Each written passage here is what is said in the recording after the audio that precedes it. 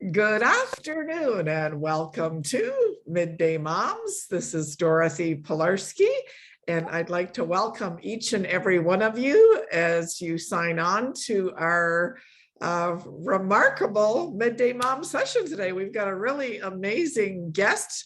Teresa, do you want to say a quick hello before I go on about our Yes. history? Yeah. Yes. Hello, everyone. I'm so happy to be here with you. Some of you may have been on when I was on before. We did family of origin.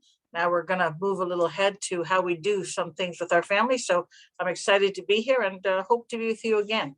Yeah, so I want to again welcome Teresa, and I want to welcome those of you that are signing on. And I always feel better when people sign on and in the chat they say hello. Oh, Tina Schmidt, a hearty hello from the Midwest. Yay!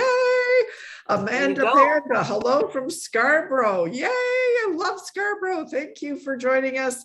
I've got some really exciting news. It's so exciting, I almost fell off my chair. We're going to be having a mothers group starting in Wales, in Europe. Lovely. Yeah. That's great news. Did you tell them you'd go over to help start it up?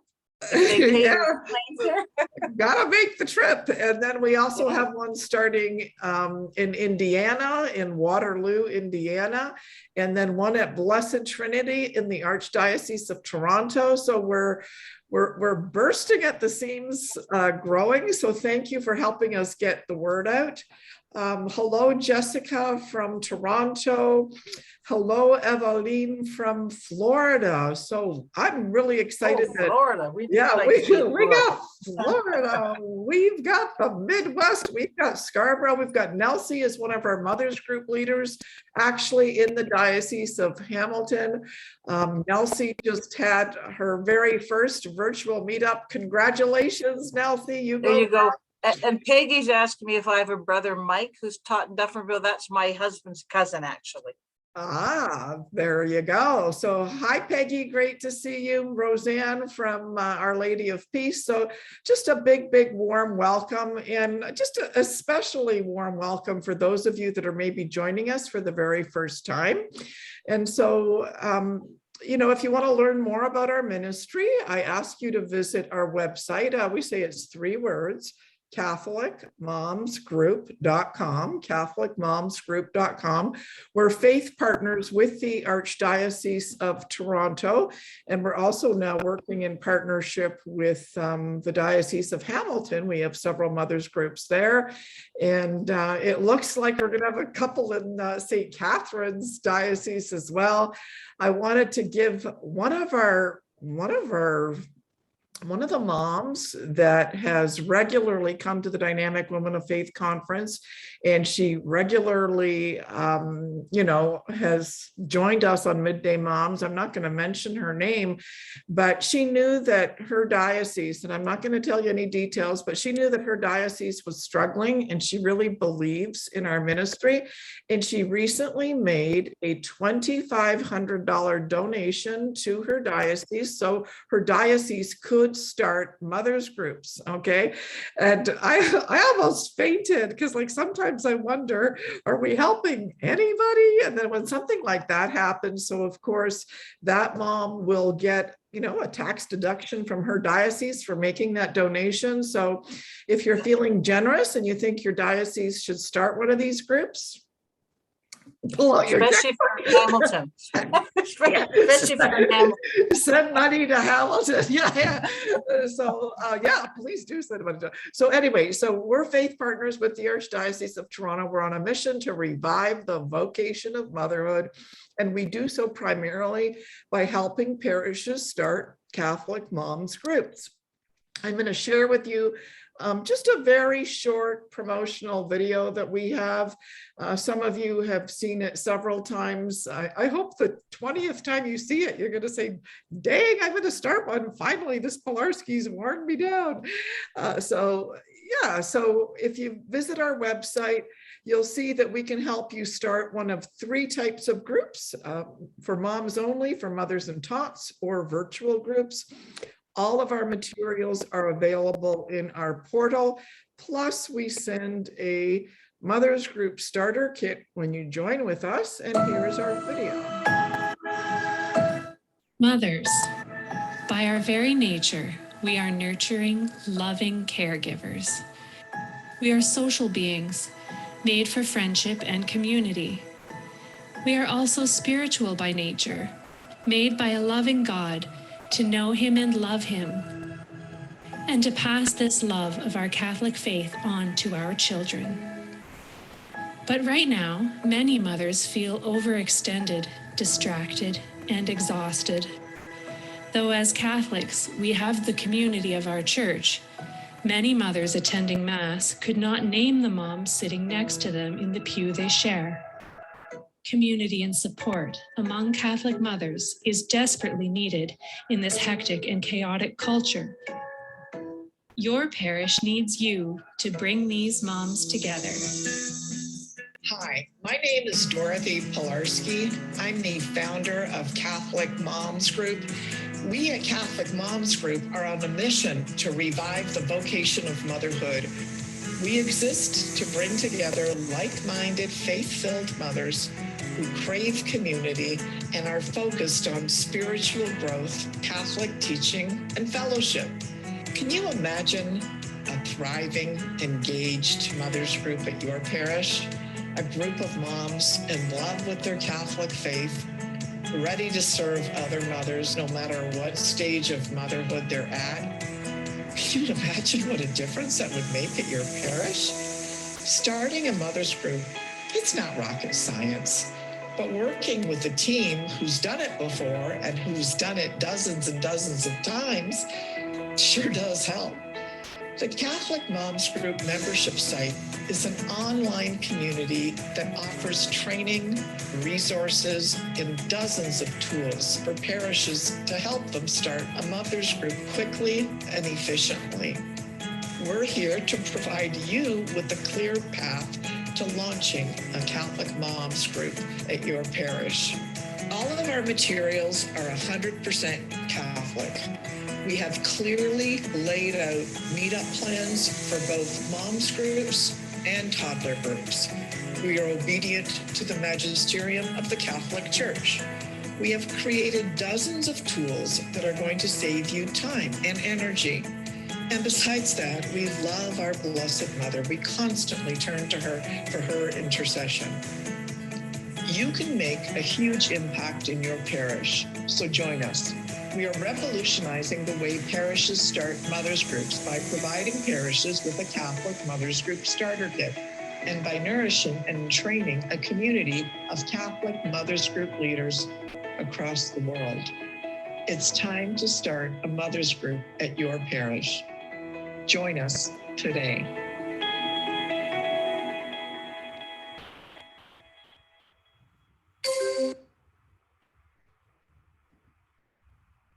So if any of you would like to start a moms group, let us know. But in the meantime, I want to introduce a little bit more formally Teresa. Teresa Hartnett is in her 18th year as Director of Family Ministry for the Diocese of Hamilton. She has her Master's in Religious Education from St. Augustine Seminary, University of Toronto, a degree in Kinesiology from McMaster University, a Bachelor of Education from Brock University, and is certified in a number of family counseling, marriage, and relationship programs.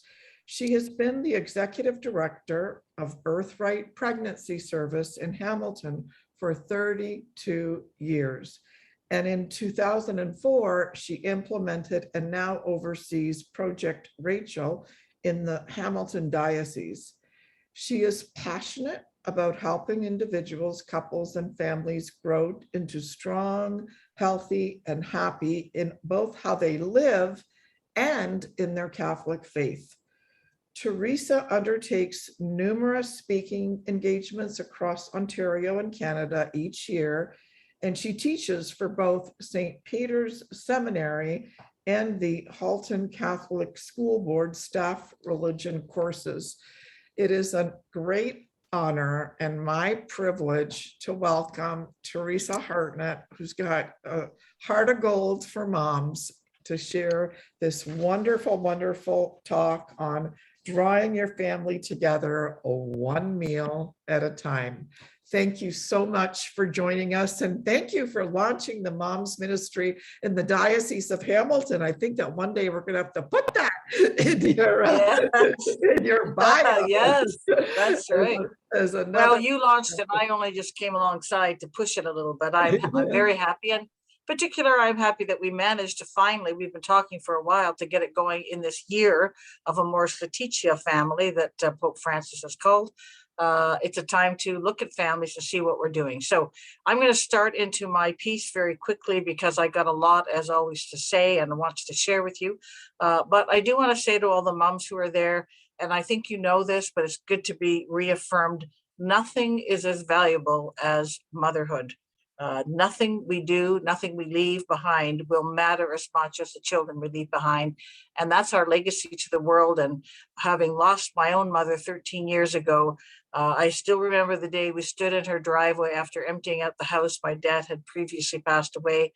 My 4 siblings and I and our spouses, we had finished that last part of emptying the house, and we stood there, and I realized in that moment, it wasn't the house, it wasn't the stuff, although some of that was nice and we kept some of it.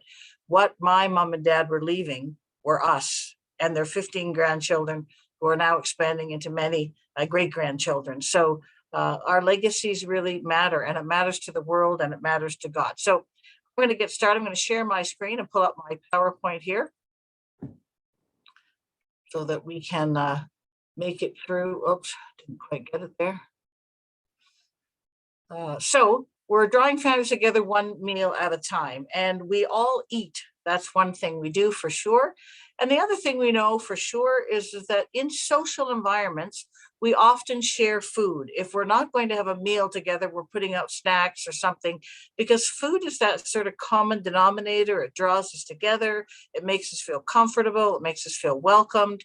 And so it would make sense, of course, that we would share mealtime as a family. But in the world today, we have begun to, not begun, we are in the midst of a whirlwind. And COVID, I think, has allowed us to step back. And many families are recognizing that the time of COVID, while some things were, uncertain and disconcerting, we did have time as a family. And some parents have even said, I didn't know how little I knew about my kids until I had to spend so much time with them. So COVID has reminded us of the importance of being together as a family for a meal. So first and foremost, we look at the church, and I like to put things up so you can read it. We know that the church is deeply rooted in family. And I think we cannot look aside as to why Jesus came. He came to atone for original sin. We know that, dying on the cross. But first and foremost, he came and was born into a family. We know that he could have come anytime, any place, anywhere, but he came into a family. And as I've got that point there, the other part of it is nothing that happened in Jesus's lifetime, nothing he did, nothing he said wasn't a lesson to us in teaching us how to live. That was his other purpose for coming, to die on the cross so that we could have eternity, of course, but also to be the final prophet. And now we have it all. We know how we're supposed to live. We just have to do it. He spent 30 years in the family and 3 years in ministry. We sometimes just skip that 30 years. We start into where he started, but there's a clear message, the vital importance of family, because in his family, he learned his traditions, his faith, his respect, his obligation, and probably a living, because he would have been taught by Joseph how to be a carpenter. So his time in the family set him up in a sense as he moved on into his ministry work. And that's what we do for our children. We provide our children with that foundation and base for moving into their vocation, whatever that vocation is. From a Catholic perspective, whatever we do in life is part of our ministry. We are formed in the womb with a purpose. In Jeremiah, before I formed you in the womb, I knew you. I have a purpose for you. I have a role for you. Last night, I did a presentation on Unplanned. It's the story of Abby Johnson, who left Planned Parenthood to promote pro-life. She realized that what was happening was not right. And in that movie, we showed a clip of just sort of behind the scenes, not the movie itself, before I gave a little presentation. And the actress who plays, her name's Ashley, I'm forgetting her last name. In any case, she ended up playing the part of Abby Johnson in the movie. She was selected literally days before they started shooting the film. She was told by people, don't take the job because you'll never work in the industry again. And she felt this calling. She felt that this was where she was supposed to be. So she accepted the opportunity to play Abby Johnson. And on her first day on film, her mother called her. She'd had a rocky relationship growing up with her family and her mother, and still in a way did, she said. She knew that her mother had had an abortion before she was born, but her mother phoned her and was sobbing on the phone and said, you don't know this, but I was at an abortion clinic. I was going to abort you, but something made me walk out. So if you don't understand that there are purpose to every human being, that purpose for her to come and be Abby Johnson with that background was begun before her mother knew her in the womb. God had a purpose. So our children have purpose, and family mealtime can help strengthen and bond with them so that they can feel strong enough to move forward in their vocations and what their call is. This is the year of the family for Amor Laetitia family. The document that Pope Francis wrote, much of that document in many ways is based on this document written by St. John Paul II, Pope at the time, Familiaris Consortia.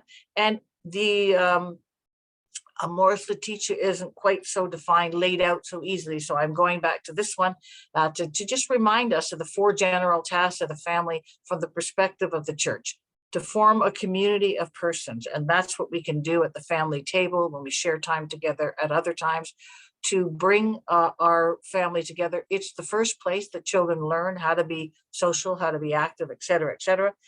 And so we bond in that community of persons.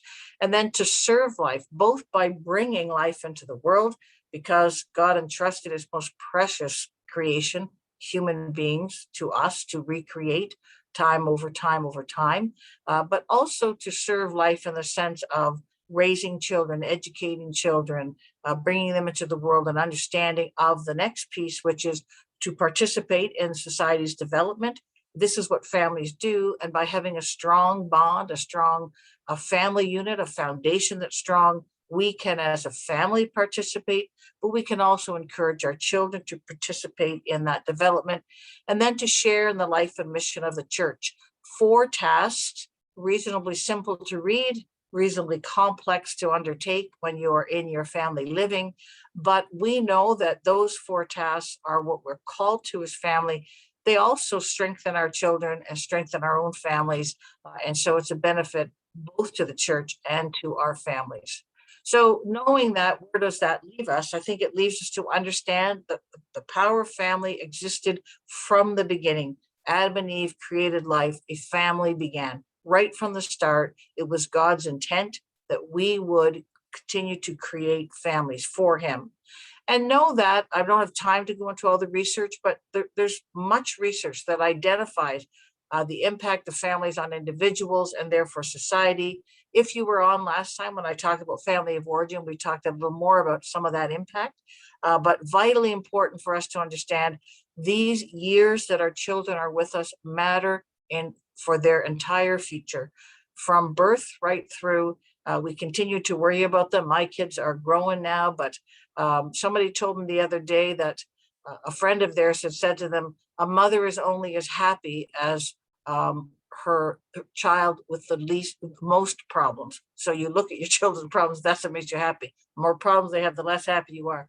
We're always mothers, but as they grow older, they become independent, and we have to let them have that kind of thought and free action, whether we approve or not.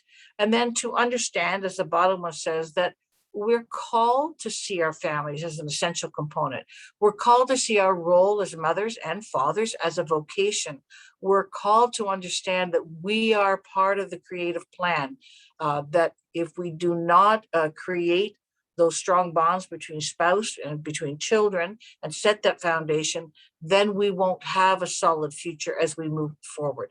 And I think all of us are aware that there's a lot of cracks starting to happen, have happened already in society, partially because we're losing that connectiveness, and we've got to regain it. And so they, in a way, is a little bit about regaining that.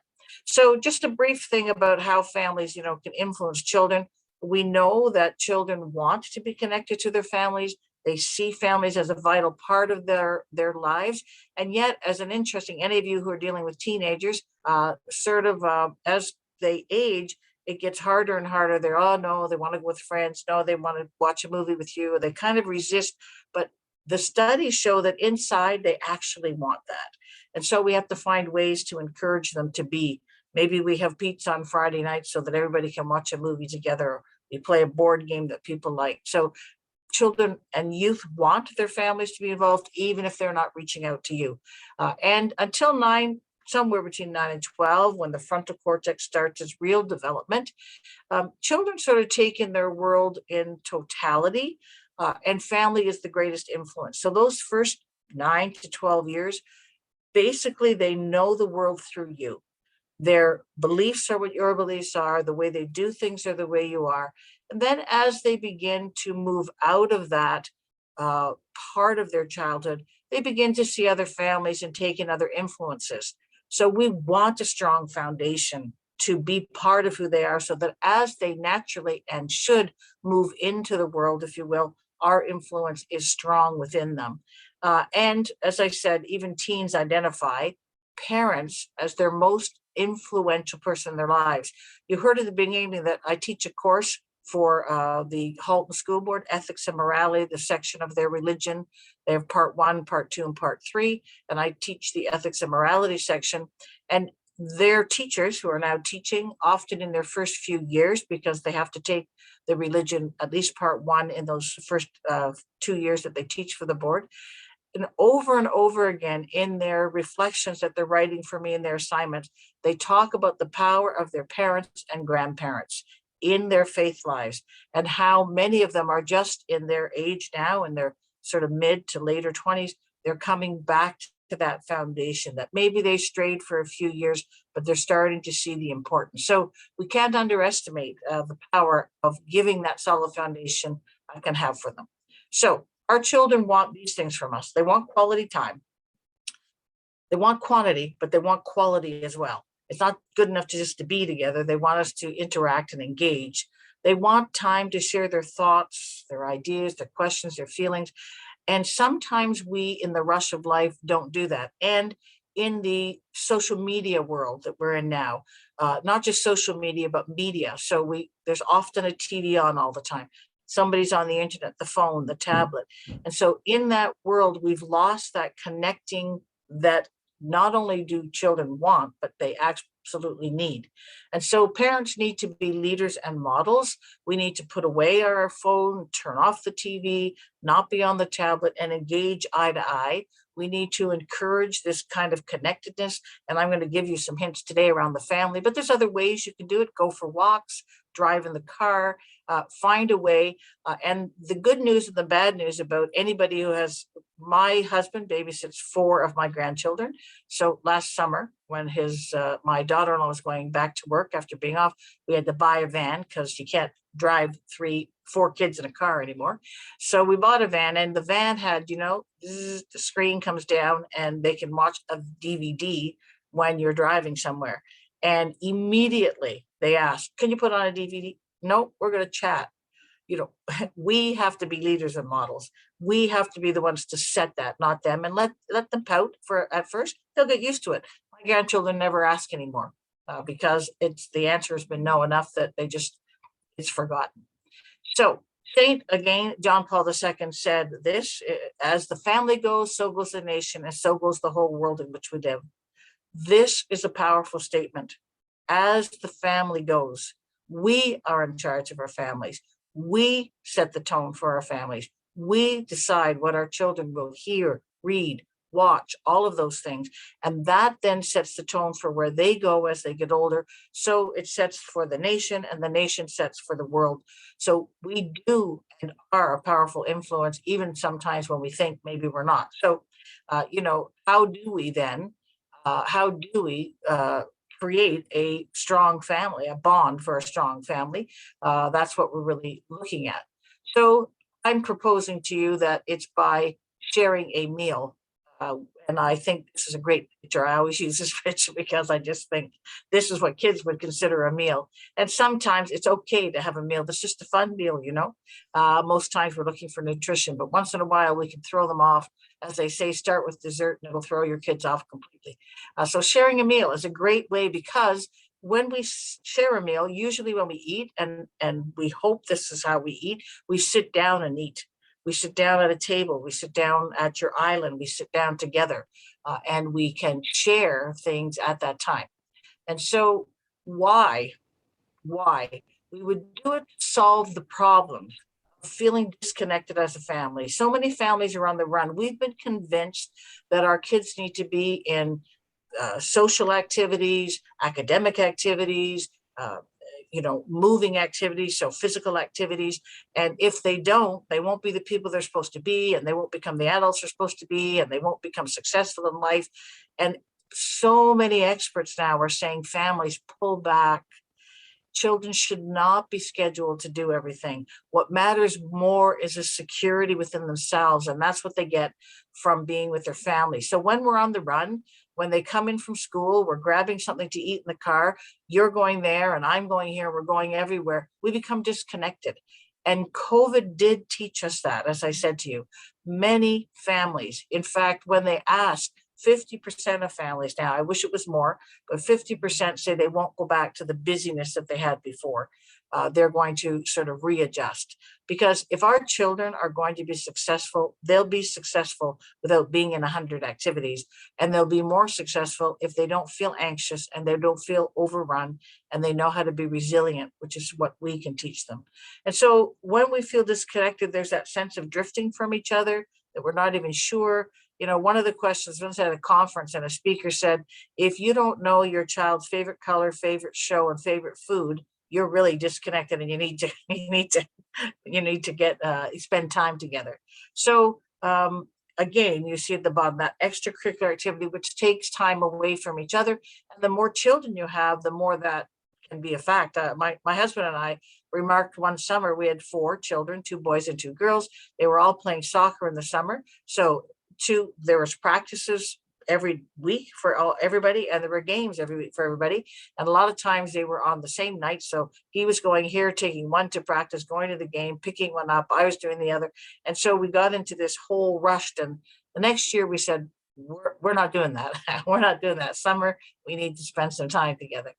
So the solution to all of those things is to spend more time together, obviously, and some quality time, to communicate better so we learn and know about each other. And then through that, we will definitely reconnect as a family. So how do we do that? Well, I think we do it by reinstate the cornerstone of the family, and that's the simple family dinner. Used to be a mainstay. People ate dinner together. It was just what people did. Now, because of all the busyness, because of all the activities, we sometimes miss that. And so there are families who never eat a meal together, including on the weekends. And I was aware of that when my children, who are all in their 30s now, the children on the street that were their age, we moved into a new neighborhood. So it was tons of young kids. They'd all be our backyard. We're on the kind of bend of the street. So it was the biggest, and it had 2 gates. So it was a great place to play. So all the kids were at our place because they could run around the house and play all these games. But I would say, time to go home for dinner. And before we even sat down at the table, they'd be back with a sandwich in their hand. And it was quite disturbing to me. And often when they'd stay for supper, they would say, I wish that we did this. They never ate as a family. So it used to be a mainstay, and somehow we've drifted from it. So eating together is important because, as you see there, the dinner table conversation increases both children's mental and verbal abilities, because you're talking, because you're adults talking with them, because you can ask them questions and you can move things along. You're increasing their mental and verbal abilities, which, if we really are looking at them being the most successful they can be, those are 2 things that are going to help them more than running around a field necessarily. And it promotes a good communication. It strengthens family bond and relationships. some of the best memories, and you could probably mention them if we had time, are family meals, things that happen that are funny, things that someone said. My kids will bring up stuff now that from back when my youngest daughter was 2 years old, and they remember, they all laugh about it. So it gives us that connection. It also helps have a feel that they're a more cohesive unit. And why is that? Because when we're together for a meal, hopefully daily, if we can make it, we learn about each other. We can chat about each other. We can say, we're going to do this, or did you forget to do that? We can touch base, if you will. And that allows kids to have a sense of security. They know that we're a cohesive unit. They have a sense of the expectations. We have an opportunity to hear maybe what their challenges from the day was, what they're worried about for tomorrow. And of course, family meals build traditions. And I suspect that most of you on this call have some real good family traditions around the holidays, Thanksgiving, Christmas, Easter, birthdays. But we can also build traditions just around the regular family meal where we sit and eat daily, hopefully. So family meal takes, as you've seen, a commitment. And experts say we should share a meal together every day. In fact, one conference speaker that I heard talk, who had studied this exclusively for many years, was so committed to what the family table brought to kids that as his kids got older, he said his first son went to high school and then started getting busy. He played some sports. He was in some club at school, wanted to spend time with his friends, was getting a job. So he was never home for the family dinner, which was supper time. And so he said to his son, we've got to set a time. In our household, we could have eaten between 4 and 7, depending on everybody's schedule. So the mealtime was moving, but this kid was never showing up. So his dad said to him, well, he said, I've got a great idea then, because it's so important.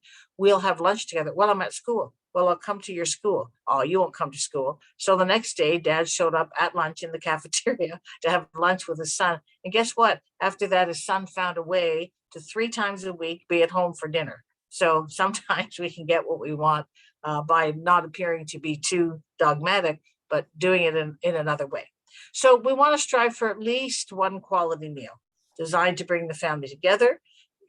So this kind of meal that I'm talking about, where we're doing a little more, we might not have time to do it every day, but at least once a day. But we should strive as often as we can on the other 6 days to either share breakfast or lunch or dinner. And if you really can't do that, can we share a snack where we sit around the table and have a little snack that's a healthy snack for the other? So, the sort of question is, what could you call it? Well, I think we could call it family table time because that's what it is. So we would have a name for it. If Sunday dinner at our household, Sunday dinner is still the time we all gather together, then we can call it family table time because we actually do something different than just eat at family table time. You could come up with whatever name you want. This family table time is a simple and practical tool because it helps families improve communication, all those things I talked about earlier. It enables parents and kids to share what's important in their lives, and it brings structure in order to family life, which always helps all of us, in my view, and make sure these things happen. It also creates positive family memories, as I've already mentioned, and it encourages families to value mealtime again. And older children, if you begin this process and haven't done it, they might go, oh, now what are you doing? You've been to another talk, But once you get into it, they actually enjoy it, and they will actually encourage you because they feel connected and they feel that they're valued and they feel that they're being heard when we do something constructive. So I'm going to just sort of briefly look at these 4 pieces. So of what family table time process could look like: conducting a family meeting, developing a family mission, creating a family table time tablecloth, and then make your family healthier and stronger because of it. So again, I'm only going to touch on them briefly, but you'll get enough. And then I think Dorothy will post this. So when she does post it, you'll be able to take some of the points if you would like from watching it again and pausing it if there's something that you like. So just before we get into those pieces, again, is it worth it? A national survey shows strong families have 6 things in common. They appreciate each other. So they compliment each other, they make appreciation, they feel appreciated, and they feel good about themselves and others. They deal with crisis in a positive manner.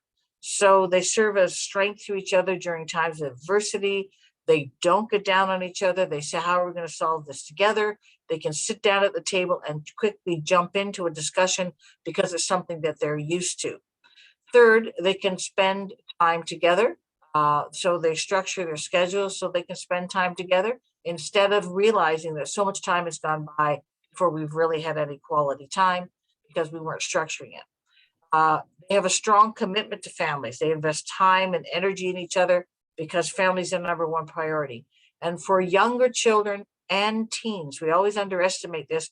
We somehow think the teens are past it. This is vital, that we are committed, that we're willing to see family as a priority. And in a day and age when many people have to work and many people have many other commitments, helping our children see that regardless of everything else that goes on, you're still the priority. This is one way that can help feel good. And family mealtime is a way to do that. Again, you see the communication patterns, which twice I've mentioned now, are improved and picked up on when we have family mealtime. And then they have a high degree of spiritual orientation, a spiritual lifestyle. So it makes them forgiving, respectful, patient, and positive. And they get that when they're engaged in prayer at the table, attending Mass together, doing some social community work as a family. So that spiritual orientation then brings these other pieces in because we remind them that it's part of our faith, that we are a forgiving people, that we are to have mercy, that we love, that caring for others is being respectful, etc. So these are not from the family mealtime. This is a national study that was done, but they all match up with the benefits that are seen from family mealtime. So I wanted to raise them for you. So family table time can provide for all of those things. And that becomes the essential piece. How can I get those qualities to my family? Because we all want our families to be happy and healthy, and strong families, as you read from St. John Paul, breed strong nations, build strong worlds. So we have purpose. So we can do it by having a family meal daily if possible. I've already mentioned the research is clear on it. And if it's not possible to do it daily, make a commitment to at least once a week. What is the day we can all make it?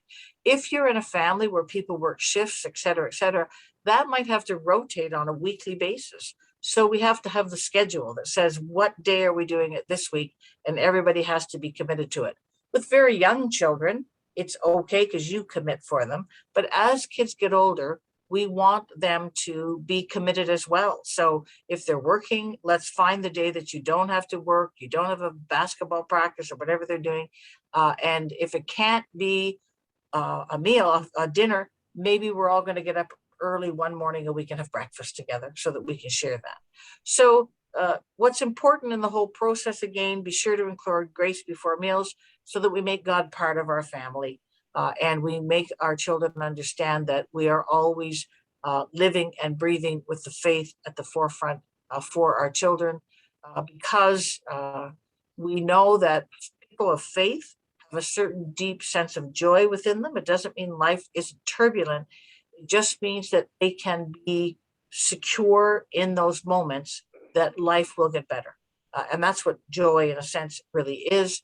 It allows us to have that sense of peace. That things will be good. So let's look at the 4 pieces sort of fairly quickly here to what to do at the family table. The number one thing I mentioned in that list is conduct a family meeting. So what does that look like? Well, you're not going to do it every meal because it takes some time. But if you are getting together for a meal every night, at least once a week, and if you're only getting together once a week because of schedules, then it would be at that time. So you don't want to have a 10-minute meal. You want to have a bit of time where you can eat, you can relax, you can talk. So some points for a family meeting would to stick to an organized agenda.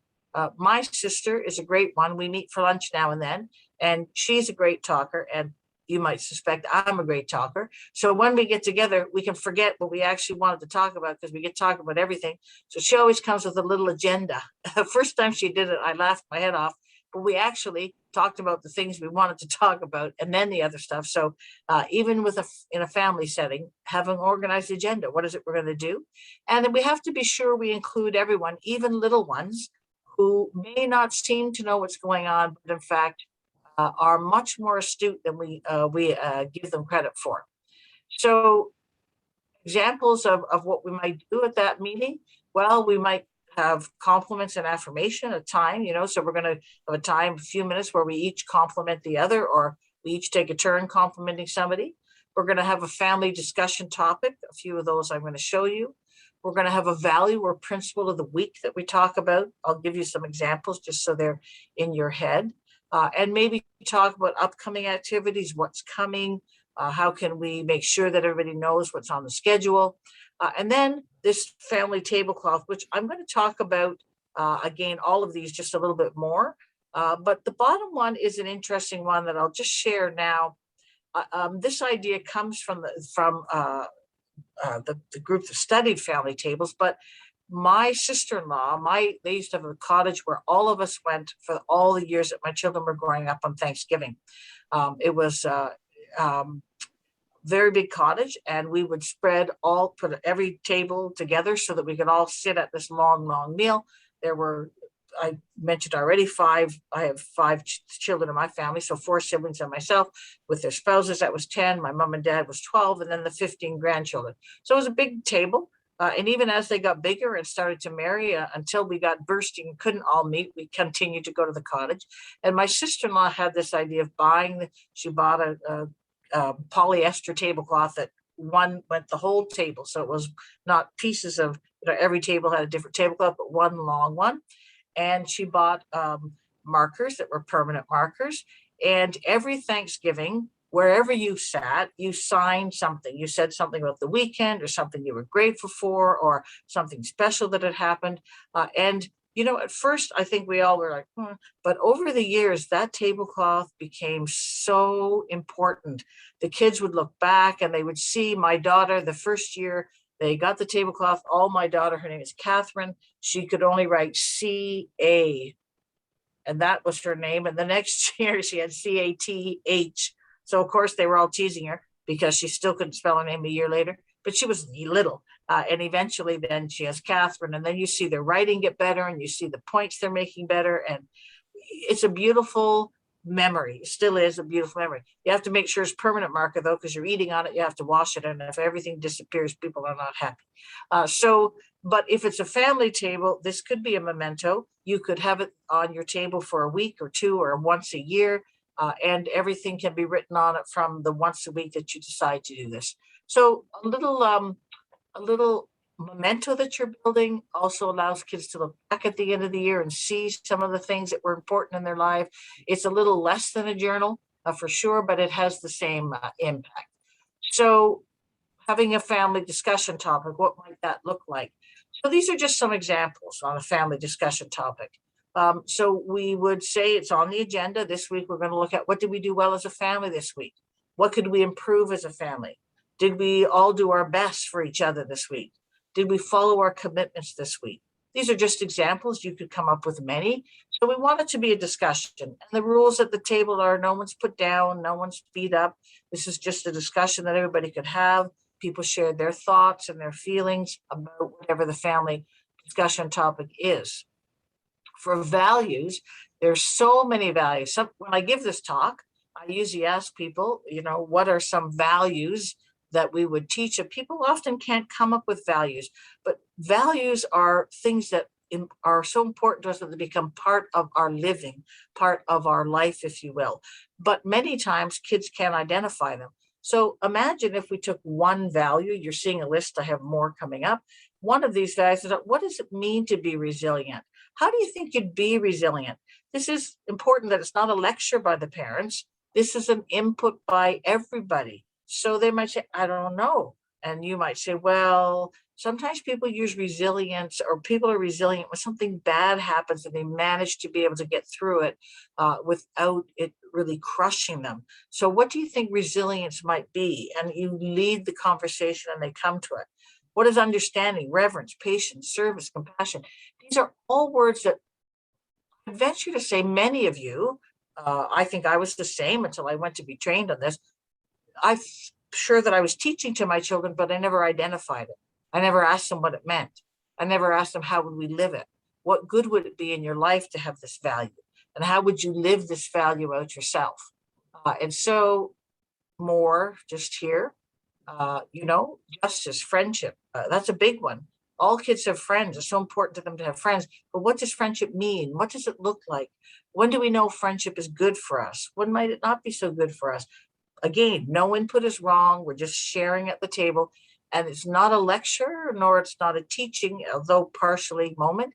It's a sharing moment about what people know about generosity, what they know about loyalty, how they see being loyal is, and those kinds of things. So, even family time being a value. Is it the biggest one on the list, or is it part of the list? And that becomes so important. And here's some others that become so important: love, self-restraint, responsibility, humor, respect, confidence, courage. But we might even add faith to the list. What does faith mean? What does it mean to believe in God? How can that help us? How could it help others? How could we pass that on to others? So there's so many values. There's a little list there. And then for the next piece, so we have the family meeting, we have a value that we might talk about, and we might spend a little bit of each of these each week in our family table time, or we might do one week and one the next, depending on how long we wanted to spend. But then we have a list of activities for the upcoming week. So we take that moment at the end of our agenda. First, we talked about a family discussion topic. Now we talk about one value. What does it mean? Where do we go with it? And you can let each person decide on the discussion topic. So one person has a turn this week for that. The next person has the turn to pick the value. Now someone else's job is to make sure they report on what's coming up in the family this week, and they can find out before the meal time. They can go to each family member and say, is there something big coming up this week? Do you have a play? Do you have something that's going on? So we touch base about what's going to happen. We decide on when the family mealtime can be in the following week, table time, because of the activities. And then we list activities on a calendar, or maybe we have a special bulletin board. So we make sure that we list the important things for the family, and on that is the date and time of our family mealtime for the upcoming week. And then, as I mentioned, this tablecloth, we might buy a large tablecloth, make sure it's washable, make sure we use permanent marker, colored markers, or pens. And then we have everyone write once a week, not a novel, a small little thing.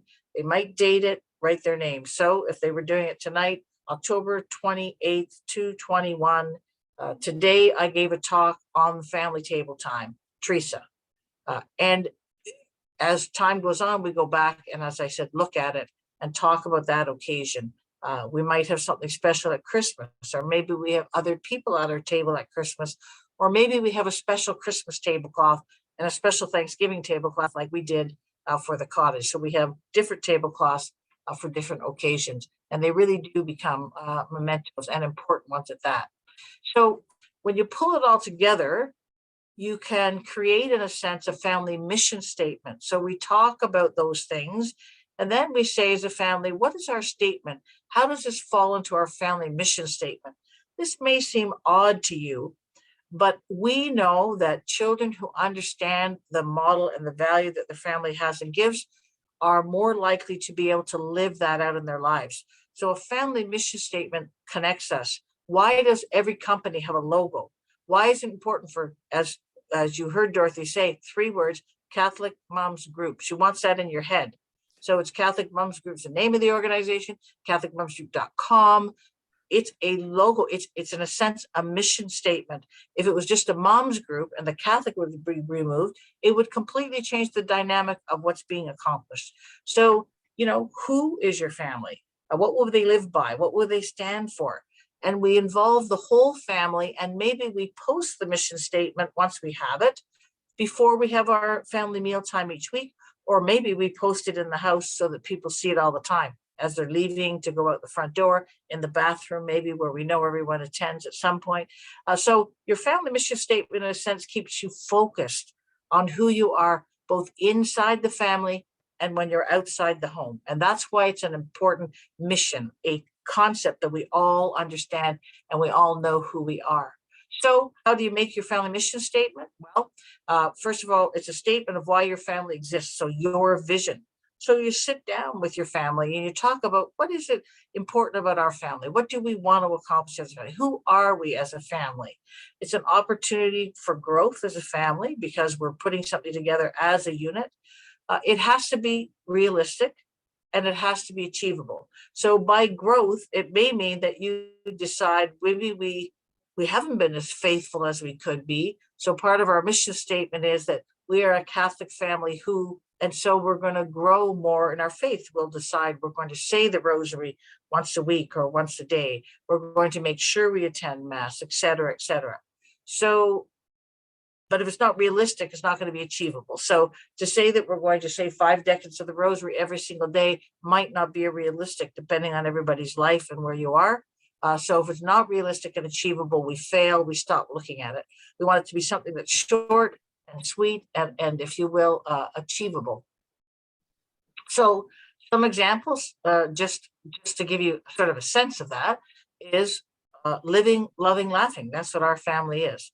Honoring God through loving service to each other. Treating each other with love and respect, both within and outside the family. Because when I respect and love you, when I'm away from the family, I'm going to make sure I don't do things that are going to make you feel bad when I come home or when I get into trouble for what I'm doing. Treating each other the way we want to be treated. So again, this is why you would start off with discussions and then the values, and then eventually say, let's try to come up with a family mission, who we are, what we want to accomplish as a family. And then we post it and it becomes something hopefully that we live by. Some tips for creating that mission statement is make sure that everyone in the family decides on the family mission statement. If the kids aren't giving input, you need to ask more questions. As someone who has facilitated the creation of mission statements for various schools and other communities and church groups, I understand my job as a facilitator is just to keep talking until people come up with things. So, well, who do we serve? That's the first one. What are the things we do? We just put a whole bunch of stuff on paper and then start to pull it together and shorten it and shorten it and shorten it. So you're not going to instantly come up with your statement. You're just going to start exploring, who are we? What is it we like to do? What do we want to do with each other? How could we support each other? Write it all down and say, okay, how do we shrink this? So you won't achieve your mission statement. It's not something everybody wants to work towards, because if someone is disconnected from it, they're not going to engage in it once you have it. So we really do want the whole family to participate. And so we do that by asking questions. Should be a statement that helps to explain, again, why your family exists, the vision of the sort of family you want to become, or you believe that you are. Provide an opportunity for growth. As you saw, some of those statements made sure that people would keep working towards doing those things.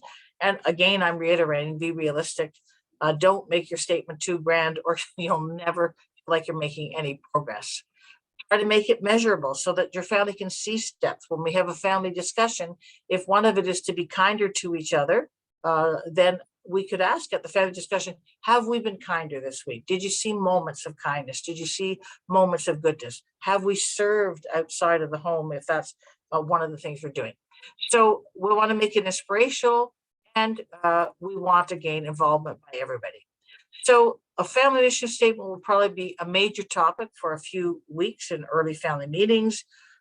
It can be created in either sentence or picture form. And it's good, again, to write the family mission statement in present tense. This makes it a reality, not a future goal. It's something that we're doing. And so, again, you can write it, set it in the middle of the table, even frame it, put it on a wall. I know that some people have. So just a few examples of, family mission statements that might help you make one. The start of it is, our family dream is what? My greatest wish for my family is blah. My purpose of my family is, the way I describe my family is. You would get each person to answer that and then unify them all to come up. So a few more. I'm grateful for, I'm happy when, our family provides to others by, our family likes to, other families we admire are, we admire them because, my responsibilities as a family are, our family heroes are, we like them because. You can see already that this would generate some thought which would allow you then to come together and use these statements that we've written about or talked about to gather all that information together and pare it down to a very brief one for your family, because we do want our families to be remembered. So values that are important to your family become an important piece. So when you're having your meetings, very briefly, it's important to choose a leader, and everyone, no matter how young, should get to be the leader. It's good to have some symbolic thing that's the talking torch. Let the person who's the lead that week, who's the chair of the meeting, choose. It doesn't have to be something that's the same every week. And the person who is holding it at the moment gets to speak, and no one gets to interrupt and say, that's not true, or anything else. And so the chair makes sure of that. Set the time and day we've talked about, very important. So we know that these kinds of things will make your family happier and stronger. We know that there's benefits to children. We've talked about, here's what the research shows. They thrive physically, emotionally, socially, and intellectually. Isn't that what every parent wants? It's important for them to feel connected to their parents, so that sense of belonging is there. They're more likely to come and talk to you when there's issues because they have that bond with you. And so they have an easier time coming to you. And as you see there, they do better in school, they respect authority, and they tend not to experiment with drugs, alcohol, and sex because they have this connected, committed family. So you start communicating better with your family, and you're more willing to share as teams. So why do all this? Because children need to hear our voices. So many other people are talking to them. And so every person who is in touch with your child is present, is influencing them, is challenging them, is trying to draw them potentially away from you. So those who have the most contact at the most influential time in that development will have the biggest impact. If you want to be that person who has the biggest impact, family meal time really allows you to do that, because it's a structured way of connecting as children. So the question is, will you connect with the family? This is my family. We've since added 2 grandchildren, but it's beautiful to spend time together. This was a trip we had to Florida a few years ago, and those memories are beautiful. Family mealtime memories are beautiful, and they really do empower us as a family and connect us as a family. So there's my contact information. If anybody wants to reach out, I'd be happy to hear from you. And I don't know if we have some time for questions. I'm sorry, Dorothy, I always talk too much. If we do, I'm happy to take them. Yeah, no, that was one of the reasons, Teresa, I'll tell you, is that that we love having you, is because there's just so much meat on the bone, like just an incredible amount of. What are you trying to say? No, I mean content. Listen, I got it too. I did. Anyway, so thank you very, very much for that. Just to reiterate a couple of things. I know that, I grew up, I was born in Poland, and I grew up in a Polish immigrant family. And if I ever came home and I said to my mom, "Oh, Mom, I want to join volleyball," and then she'd say, "Well, what time is it?" And then she goes, "Well, that interrupts dinner." She goes, "No." Like her priority was the family dinner, right? Like if I could be home for dinner, yes, I could. But if I couldn't be home for dinner, the answer was no. And it was like every day at 6 o'clock, she served a hot meal. And, there was a time she worked in a factory, but she still came home and that hot meal was served at the table and everybody was expected to be there. And I know my husband and I are both talkers. He's got 3 master's degrees. And when our kids would sit around the kitchen table, he said, like, "You're not going anywhere until you talk to me." Like, he won't take no as an answer. And the last thing I wanted to mention was, I don't know where I attended a talk on writing a family mission statement, but I attended a talk similar to this. And so we do have a family mission statement that's sort of at the front of quite a beautiful scrapbook that I created. And a couple of years ago, we celebrated our 25th wedding anniversary. And my son and daughter wrote this really beautiful card, and it was like, thank you very much for, ringette and baseball, and thanks for sending us on retreats, and thanks for all these trips. Like it was quite a detailed thank you. And it kind of hit me when I was reading that thank you card. It was like, I'm like, those are all the things that I put in that mission statement, right? And Yes. it, Yeah. it gave me goosebumps, because it kind of reminded me so much the importance of, casting the vision so that you're walking in that vision. And I'm so grateful for whoever that speaker was that motivated Yes. Yeah. me, because now I look back on our family life, and that mission statement really it helps you make decisions too. Well, it guides you, exactly. I did notice in the chat, sorry, because the chat's not up when I was speaking, that a couple of people asked about potentially getting some of the slides. As I said, you're going to list this, but if people did want to email me for, a list of the values, those things that were on the slide, I'm happy to send those to anyone who can contact me. Or if you prefer, Dorothy, I could send you the list in a Word, and then you could send it out to people at whatever works. Whatever you're comfortable with. And again, remember that, Teresa is a professional speaker. So if you'd like her to come to your parish, or you'd like her to give a talk, like, you've got her contact information, and she speaks at conferences, and we're just very, very, very blessed to have her. So anyway, so thank you. Okay, people want to ask a few questions. I guess we might have time for one or two quick questions, but if you've got a question quickly here, is there anything here? Okay, one new message. Wonderful, meaningful presentation. Thank you, Teresa. Another thing I want to leave all of you with this thought is a very dear friend of mine her mom is still alive, and her mom is, I think, 96 now. She's like one of those Italian nonnas that still lives on her own in a bungalow. And